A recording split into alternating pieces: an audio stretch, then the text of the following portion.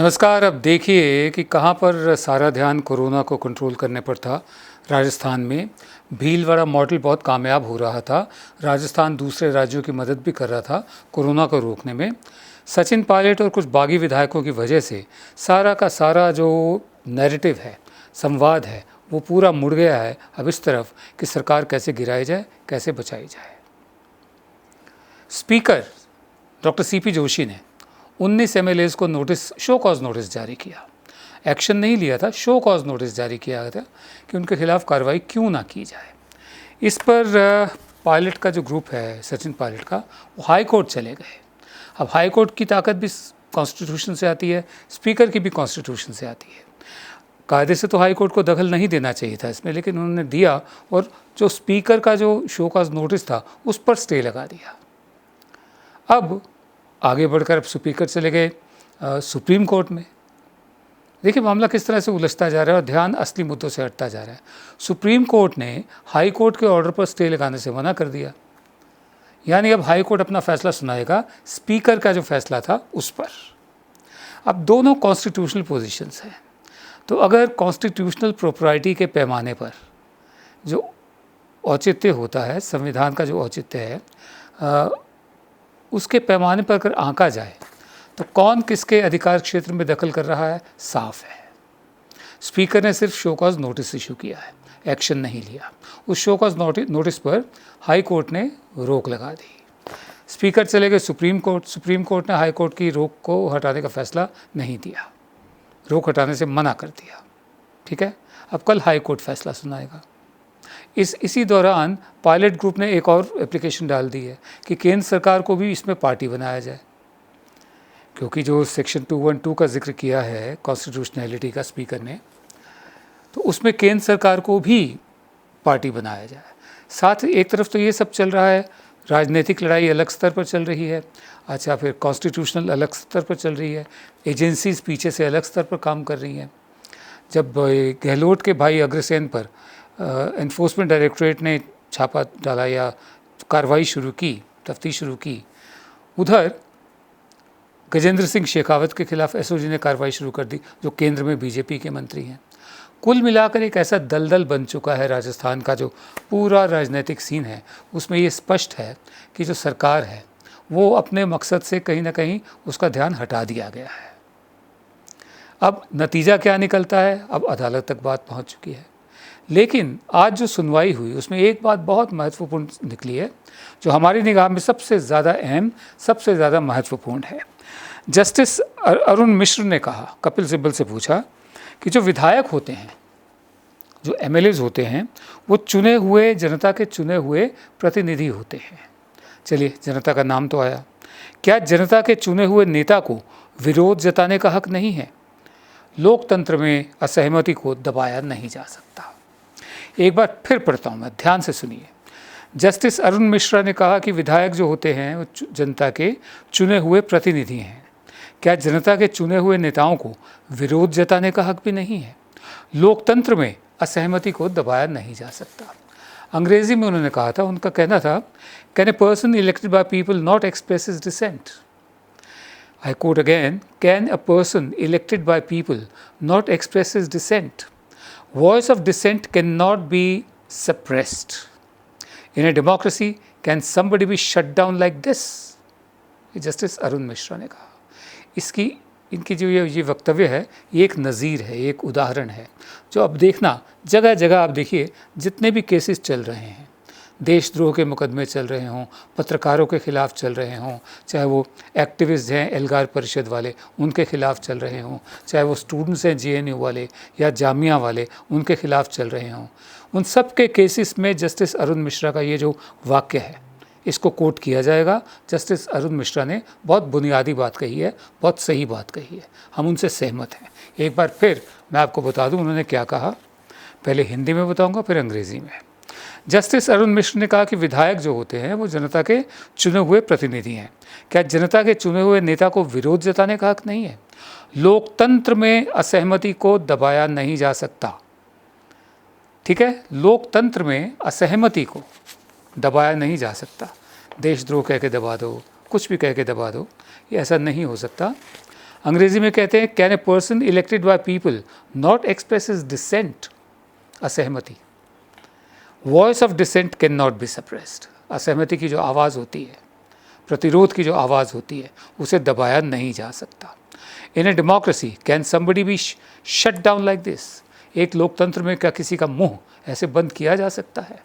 हम उम्मीद करते हैं कि जस्टिस अरुण मिश्रा का जो ये वक्तव्य है, ये जो स्टेटमेंट है, आने वाले जितने भी केसेस हैं, 22 के करीब तो पत्रकारों के खिलाफ केसेस है, उसके अलावा जैसे मैंने कहा जामिया के स्टूडेंट्स के खिलाफ है, JNU के स्टूडेंट्स के खिलाफ है, उसके अलावा वरवर राव जो कवि हैं, उसके अलावा सुधा भारद्वाज हैं, एल्गार परिषद के लोग, गौतम नवलखा वगैरह, विचारधाराओं का जो वैमनस्य कह लीजिए या डिसएग्रीमेंट कह लीजिए, असहमति, वो दूसरी बात है। हर एक को हक है अपनी बात कहने का, डिसेंट करने का। जस्टिस अरुण मिश्रा ने आज एक मिसाल कायम की है। हम उम्मीद करते हैं कि इन तमाम केसेस में जस्टिस अरुण मिश्रा को कोट किया जाएगा। 5 अगस्त को अयोध्या में नींव रखी जानी है, शिलान्यास होना है राम मंदिर का, और सुनने में आया कि 40 किलो की चांदी की ईंट के साथ ये सब होगा, इसका शिलान्यास किया जाएगा। 5 अगस्त को ही जम्मू कश्मीर में जो लॉकडाउन हुआ, लॉकडाउन माने जो आर्टिकल 370 हटाया गया और जम्मू और कश्मीर को यूनियन टेरिटरी बना दिया गया एक, और लद्दाख को यूनियन टेरिटरी 2 बना दिया गया, उसको 1 साल पूरा हो जाएगा। 1 साल में क्या क्या असर हुआ जम्मू कश्मीर पे, इस पर ज़्यादा चर्चा नहीं होती, क्योंकि लोग कोरोना से भी जूझ रहे हैं, जो हमारी सरहदों पर तनाव है वो भी खबरों में आ रहा है।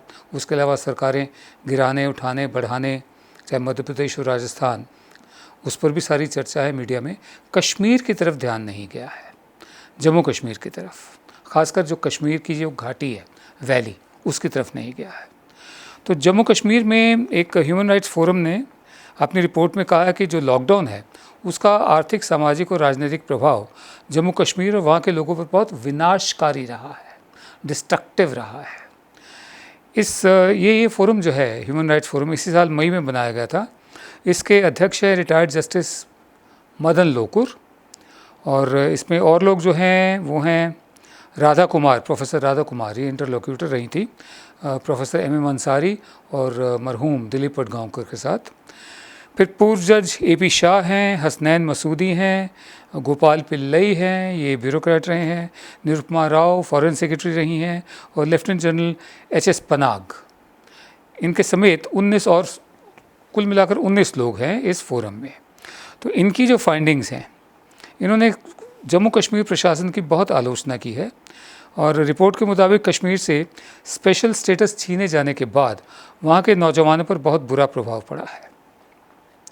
फोरम ने कहा है कि अगस्त 2019 से लेकर जुलाई 2020 तक करीब 11 महीने के लॉकडाउन ने उद्योगों को ज़ोरदार झटका दिया है, अर्थव्यवस्था को वहाँ की। अधिकतर लोगों को या तो डिफ़ॉल्टर बना दिया है या उनका धंधा बंद करा दिया है, हज़ारों लोगों की नौकरी गई है या फिर सैलरी कम हुई है। जो कुछ हिंदुस्तान में अब हो रहा है, कश्मीर में पहले ही हो चुका है वो, ठीक है, हिंदुस्तान में अब हो रही है। आर्टिकल 370 हटाने के बाद ही इंटरनेट के साथ जो ट्रांसपोर्ट है उस और दूसरी सेवाओं पर पाबंदियां लगा दी गई। सैकड़ों लोगों को नज़रबंद किया, बाद में पाबंदियों में धीरे धीरे ढील दी गई, और रिपोर्ट के मुताबिक लॉकडाउन में स्कूल और कॉलेज बंद रहे। इससे जो तालीम है वो भी बुरी तरह प्रभावित हुई। यही हालत स्वास्थ्य सेवाओं से भी जुड़ी रही।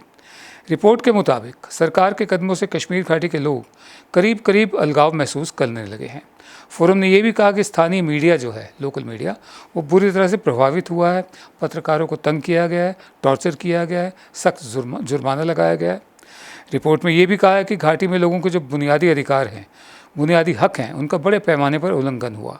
पब्लिक सेफ्टी एक्ट PSA और unlawful activities prevention act UAPA का भी बेजा इस्तेमाल किया गया। वॉशिंगटन पोस्ट की पत्रकार नेहा मसीह ने भी फोरम की रिपोर्ट का जिक्र करते हुए कहा, घाटी में 2019 से 2020 के बीच सिर्फ 100 दिन स्कूल कॉलेज खुले, और 2G नेटवर्क की वजह से ऑनलाइन क्लासेस भी नहीं हो पाई। हमारा सवाल सीधा साधा ये है, 1 साल होने को आया है, क्या हालात वाकई काबू में हैं? क्या वाकई जम्मू कश्मीर, हाँ जम्मू की तो हम बात नहीं करें, कश्मीर, उसका मतलब देश से जुड़ाव हो गया है या वो और अलग हो गए हैं? क्या ये सच नहीं है कि ये वक्तव्य भी आया था कि ज़रूरत पड़ी तो हम जम्मू कश्मीर का जो पुराना दर्जा है वो बहाल कर सकते हैं। सोचने की बात है कि बड़े बड़े कदम जब उठाए जाते हैं और ऐसे कदम हों जिसमें मतलब जो राजनीति पर पूरा असर करते हों, तो क्या ये बेहतर नहीं होता कि पहले राजनीतिक सहमति बना ली जाए, बजाय इसके एक हथौड़े की तरह हुक्म करके अपना एक पूरा का पूरा फैसला थोप दिया जाए, चाहे वो नोटबंदी हो, चाहे वो जीएसटी हो, चाहे वो लॉकडाउन हो, चाहे वो आर्टिकल 370 हो। सोचने की बात है। हम उम्मीद करते हैं कि जम्मू कश्मीर के लोग जिस तकलीफ़ से गुजर रहे हैं पिछले 1 साल से, जिससे अब बाकी का भारत गुजर रहा है, सबकी तकलीफ़ जल्दी ख़त्म होगी। रोज़ की तरह विनोद दुआ शो का समापन एक कविता से आज दुष्यंत कुमार मैं आपको सुनाऊंगा। बहुत लोगों ने ये कविता सुनी हुई है, बहुत लोगों ने सुनी हुई है, लेकिन सुनी हुई माने जो पढ़ते हैं उन्होंने पढ़ी हुई है, जो पढ़ के जो कोई पढ़ रहा हो सुनते हैं, बहुत ने सुनी हुई है। लेकिन बहुत से ऐसे लोग हैं, लाखों की तादाद में, करोड़ों की तादाद में, जिन तक ये कविता पहुंची ही नहीं है। हमारी फॉलोइंग लाखों में है। फ़र्ज़ बनता है कि जिन लोगों ने सुनी हुई है एक दफ़े फिर सुन लें। अगर नहीं भी सुनी हुई है तो फ़र्ज़ बनता है कि हम उन लोगों तक ये कविता पहुंचा रहे हैं जिन तक ये कविता नहीं पहुंची है। तो अर्ज़ क्या है, दुष्यंत कुमार का कहना है, कहीं पे धूप की चादर बिछा के बैठ गए, कहीं पे धूप की चादर बिछा के बैठ गए, कहीं पे शाम सिरहाने लगा के बैठ गए, कहीं पे धूप की चादर बिछा के बैठ गए, कहीं पे शाम सिरहाने लगा के बैठ गए, जले जो रेत में तलुए तो हमने ये देखा बहुत से लोग वही छटपटा के बैठ गए। ये उन लोगों का जिक्र है जो आराम तलब हैं, जो दूर दूर से ही आग का जो एक सेक होता है सर्दियों में, दूर दूर से ही लेना चाहते हैं। दूसरे शब्दों में किसी मुद्दे पर जो पोजीशन नहीं लेते हैं, तटस्थ बने रहते हैं, ये उन लोगों को लेकर है।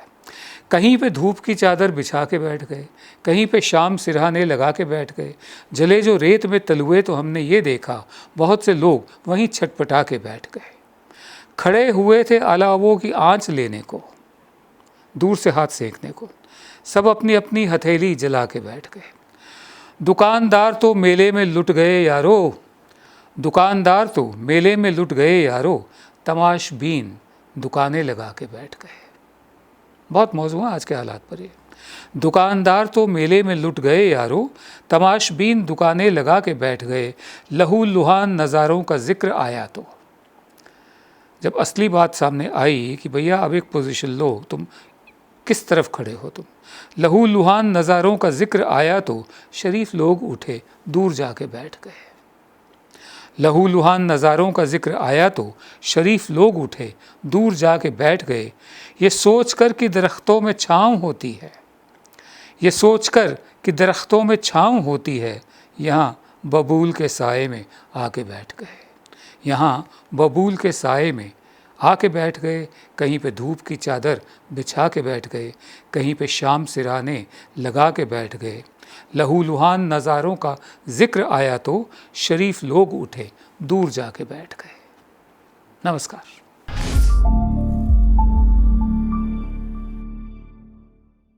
अब खबरें पाइए सबसे पहले हमारे मोबाइल न्यूज एप्लीकेशन पर। एंड्रॉइड या iOS प्लेटफॉर्म पर जाइए, HW न्यूज नेटवर्क को सर्च कीजिए, डाउनलोड कीजिए और अपनी सुविधानुसार भाषा का चयन कीजिए। खबरों की भीड़ में अपने काम की खबर पाते रहिए।